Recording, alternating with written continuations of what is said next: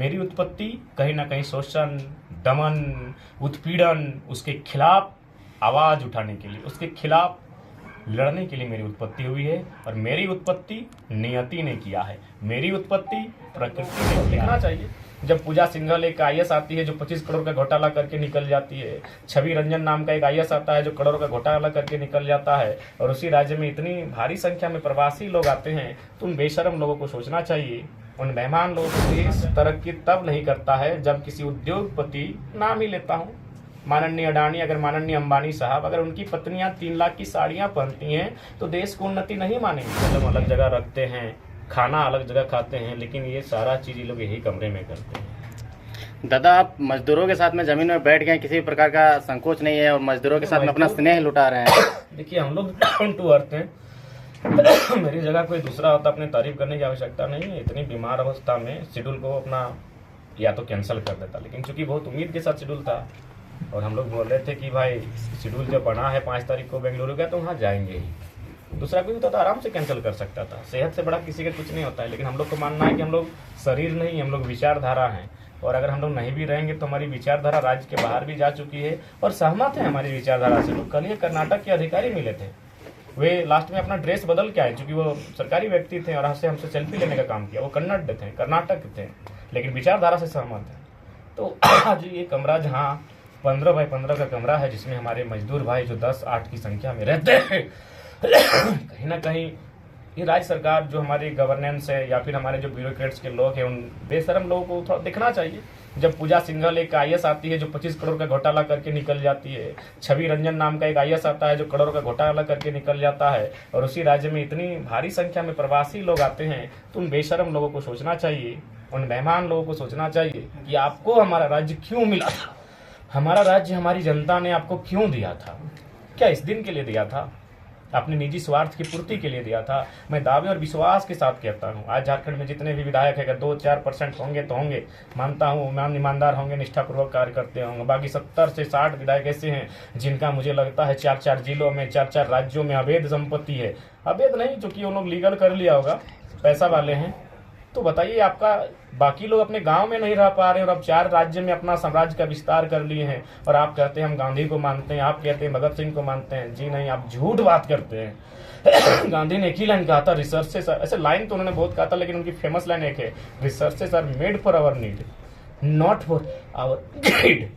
यानी संसाधन जो है, कोयला, अभ्रक, बालू, यानी जो भी संसाधन है उनका इस प्रकार से वितरण हो कि एक आम व्यक्ति को भी उससे लाभ मिले। भगत सिंह कहते थे कि इंसान इतना गरीब नहीं होना चाहिए कि उसके कोई खरीद सके, और कोई इंसान इतना भी अमीर नहीं होना चाहिए, कोई इंसान इतना गरीब ना हो कि अपने आप को बेचे, और कोई इंसान इतना अमीर ना हो कि किसी को खरीदे। आज ये लोग बंधुआ मजदूर बन के हैं, यानी एक तरह से अपने आप का सौदा कर रहे हैं, अपनी ऊर्जा का सौदा कर रहे हैं, अपने ख्वाबों का सौदा कर रहे हैं, अपनी जिंदगी का सौदा कर रहे हैं, अपनी जवानी का और अपने आधे बुढ़ापे का ये लोग सौदा कर रहे हैं। ये अवस्था नहीं होनी चाहिए। इन प्रवासी मजदूर के साथ आप किस तरह से खड़े रहेंगे, क्योंकि ये लोग बहुत दूर दूर से लेकर आए हुए हैं, झारखंड के तमाम जिलों से आए हुए हैं, कैसे खड़ा रहिएगा इन लोगों के साथ? तांत्रिक देश में सबसे पहला होता है आवाज बनना। आज के डेट में हम देखते हैं कि जो लोग आवाज उठाते हैं उन पर लोग झूठे मुकदमे डालकर अंदर कर देते हैं।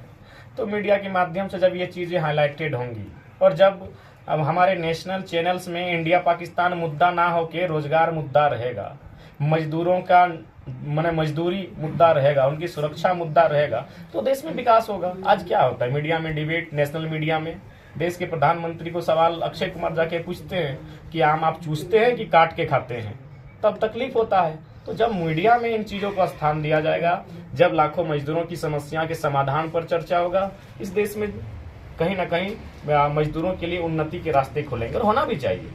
मैं बार बार कहता हूं कि कोई भी देश तरक्की तब नहीं करता है जब किसी उद्योगपति, नाम ही लेता हूं माननीय अडानी, अगर माननीय अंबानी साहब, अगर उनकी पत्नियां 3 लाख की साड़ियां पहनती हैं तो देश को उन्नति नहीं मानेंगे। देश को उन्नति तब मानेंगे जब ये मजदूर जो हैं और इनकी पत्नियां, जब इस गठरी जो होता है, इन साड़ी में गठरी लगती है, उसमें अगर बाजार मूल्य को वहन करने का वजन होगा, उस गठरी में उतनी जान होगी कि मार्केट में जो भी घरेलू सामान है उसको खरीद सके बाजार से, तब ये राष्ट्र उन्नति वाला राष्ट्र माना जाएगा, नहीं तो आपके सारे वादे झूठे हैं।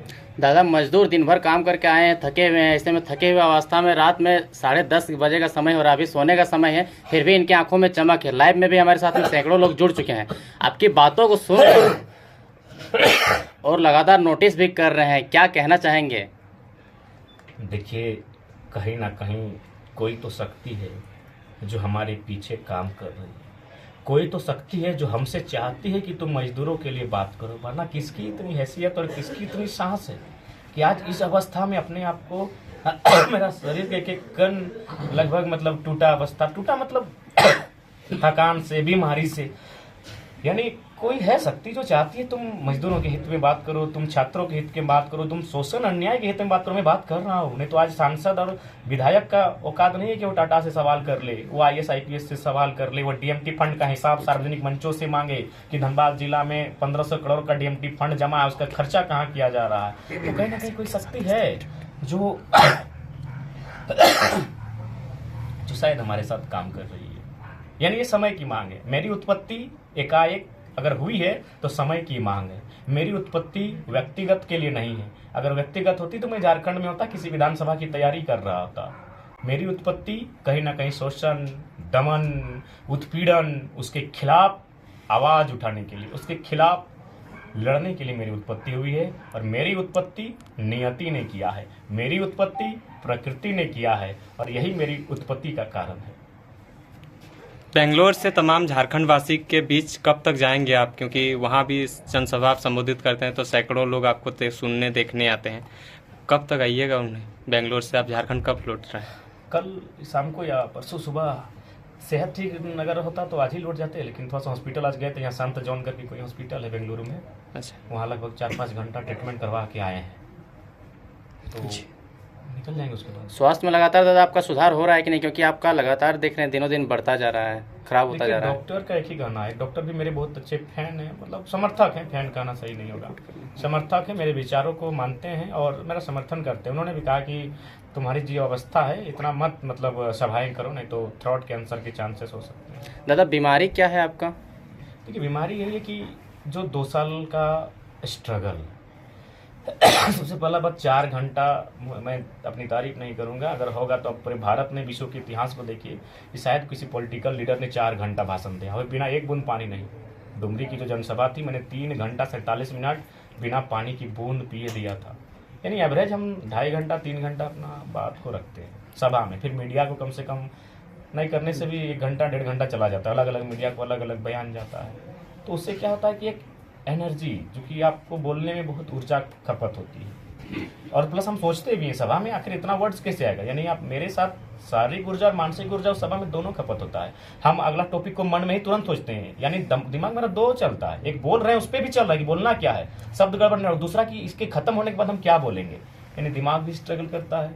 और शारीरिक, चूंकि जब आवाज आती है वो भले कंठ की आवाज है, लेकिन वो नाभि से स्टार्ट होता है मेरी आवाज, यहाँ से हम जोर लगाते हैं, जब एग्रेसिव स्पीच देते हैं तो यहाँ से जोर लगाते हैं, जब यहाँ से जोर लगता है तो शरीर का ये दोनों पार्ट से जो पसली ना क्या बोलेंगे, इसका बहुत पेन करता है मेरा, इसके बाद थोड़ा सा पेन यहाँ होता है, और ये गर्दन तो पूरा डैमेज है, खाना तो इसे पार ही नहीं होता है, और उसके बाद वो असर करता है आपका दिमाग में, क्योंकि यहाँ प्रेशर बनता है, माथा हिट हो जाता है, और फिर उसका असर आँख में होता है, यानी जो अभी हम हाल फिलहाल जाँच किए उसमें यहाँ का प्रॉब्लम था, आँख का प्रॉब्लम था, गला का प्रॉब्लम था, चेस्ट का प्रॉब्लम था, वो 7 प्रॉब्लम था। जयराम, तो रिसर्च कब करते हैं? दिन रात तो ये पब्लिक के बीच में ही नजर आते हैं, जो भी टॉपिक जिस पे अभी जो भी मुद्दा उठाना होता है या जो भी बात करना रखना होता है, तो रिसर्च कब करते हैं? रात को जब 12-1-2 बजे 1-2 घंटा रिसर्च करते हैं, और जब सभा नहीं होता है उस दिन बहुत ज़्यादा समय रिसर्च में लगाते हैं। बाकी धन्यवाद सबका, बहुत बहुत धन्यवाद।